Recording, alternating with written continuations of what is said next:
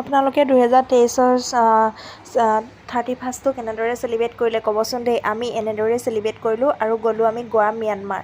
ইয়াত দেখা পাইছেনে ৰাতিৰ পৰিৱেশ এইটো, অলপমান আন্ধাৰ হৈ আছে বাৰু, আৰু চবফালে লাইট এইফালে বালি গোটেইখন, আৰু লাইটবিলাক চাওকচোন কেনেদৰে ধিমিক ধামাক কৰি আছে।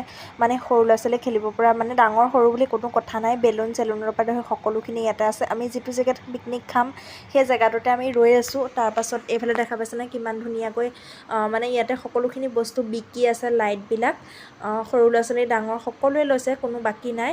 এইফালে আমি পিকনিক খোৱা জেগাটোতে ধুনীয়াকৈ ৰৈ আছোঁ এতিয়া।